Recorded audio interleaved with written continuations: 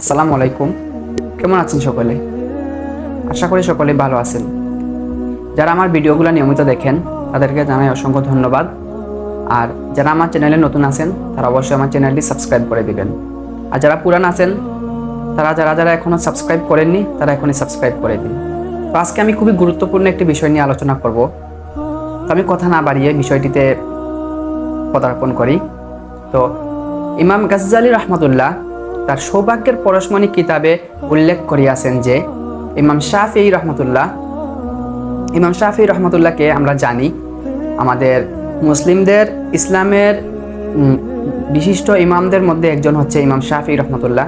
তো ইমাম গাজ্জালী রহমতুল্লাহ তার সৌভাগ্যের পরশমণি কিতাবে উল্লেখ করেছেন যে ইমাম শাফিঈ রহমতুল্লাহ মাঝে মধ্যে একজন রাখালের নিকট গিয়ে ছাত্রের ন্যায় হাঁটু গেড়ে মাটিতে বসে যেতেন এবং উনি এই রাখালের মুখ থেকে কথা শুনতেন। তো লোকেরা এই বিষয় নিয়ে বলাবলি করতে শুরু করলো যে আপনি এত বড় একজন ইমাম হয়ে কেন এই রাখালের নিকট গিয়ে হাঁটু গেড়ে আদবের সহকারে ছাত্রের ন্যায় বসে যান। তো এর উত্তরে ইমাম শাফিঈ রহমতুল্লাহ বললেন যে মহান আল্লাহ পাক এই রাখালকে এমন কিছু ইলিম দিয়েছে যা আমি শাফিঈকে দেইনি। তো আমি এই ইলিম অর্জন করার জন্যই ওই রাখালের নিকট গিয়ে হাঁটু গেড়ে বসে যাই। তো দেখুন একটু চিন্তা করুন, আপনার ব্রেন দিয়ে চিন্তা করুন যে কোন পর্যায়ে মানুষ ছিলেন ওনারা। আর আমাদের সমাজে দেখা যায় যে মানুষ কয়েকটা বই পড়ে কিছু জ্ঞান অর্জন করে নিজেদেরকে এমন পণ্ডিত মনে করে যে তাদের সাথে কথাই বলা যায় না, এত একটা অহংকার। কিন্তু তাদের মধ্যে দেখেন কোনো অহংকারই ছিল না। উনি রাখালে নিকট গিয়ে হাঁটু গেড়ে বসে যেতেন। জ্ঞান অর্জনের তাদের কি পিপাসা ছিল, জ্ঞান অর্জনই তাদের ছিল লক্ষ্য, জ্ঞান অর্জনের পিপাসা ছিল। আল্লাহর পাকের কথাগুলো তারা কিভাবে নিজেরা জানবে এই নিয়ে তাদের ছিল ফিকির। কিন্তু আমাদের মধ্যে দেখুন এটা এরকম কিছুই নাই। আমাদের মধ্যে অহংকার, হিংসা, এই জিনিসগুলো মানুষকে একেবারে জ্বালিয়ে পুড়িয়ে শেষ করে দেয়।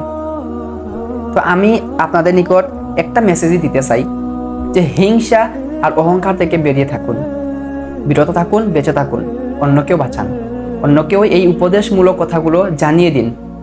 আপনার এই ভিডিওটি আপনি শেয়ার করে দিতে পারেন যাতে মানুষ জানতে পারে।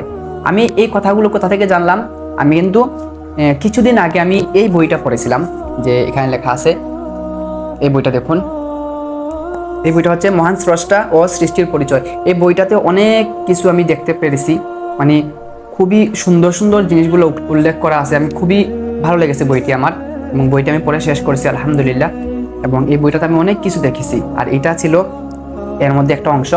এই জিনিসটা অহংকার নিয়ে মানুষদের শিক্ষা নিয়ে অহংকার না করে এই বিষয়ে কিছু কথা বলা হয়েছিল আর কি, যে তখন এই জিনিসটা উল্লেখ করা হয়েছিল। তো আমি মনে করলাম যে এই জিনিসটা সকলের সঙ্গে শেয়ার করাটা খুবই উত্তম হবে, তো আমি শেয়ার করলাম ভিডিও আকারে। তো আপনারাও এই ভিডিওটা আপনাদের বন্ধুদের মধ্যে, পরিচিতদের মধ্যে শেয়ার করে দিবেন যাতে ওনারাও এই বিষয়টি জানতে পারে। আর অবশ্যই জ্ঞান অর্জন করতে হবে, এবং অহংকার করা যাবে না। এটাই হচ্ছে আসল বিষয়, ঠিক না? এটাই।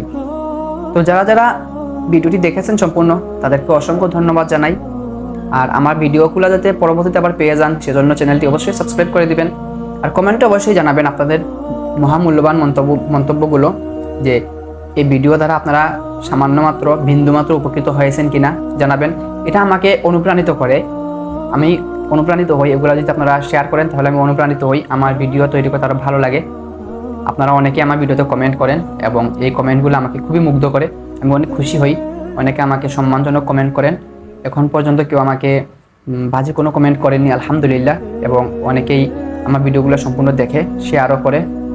তো আপনাদের কাছে আমি এটা কামনা করি, আশা করি সকলে আমার জন্য একটু দোয়া করবেন যাতে আল্লাহ তাআলা আমাকে মানসিকভাবে একটু সুস্থ করে দেন, আমার চিন্তা চেতনাগুলো যাতে একটু ঠিক করে দেন, আমাকে যাতে আল্লাহ তাআলা ধৈর্য ধরার তৌফিক দান করেন, এগুলোই। আর আমার যত ভুল ত্রুটি আছে কথাবার্তার মধ্যে আমি আল্লাহ তাআলার কাছে ক্ষমা চাই, আপনারাও আমাকে ক্ষমার দৃষ্টিতেই দেখবেন। তো এখান থেকে আমি এই ভিডিওটি শেষ করি। যদি আপনাদের অন্য কিছু জানার ইচ্ছা থাকে তাহলে কমেন্টে অবশ্যই আমাকে জানাবেন। এখান থেকে আমি আজকে বিদায় নিই। আসসালামু আলাইকুম।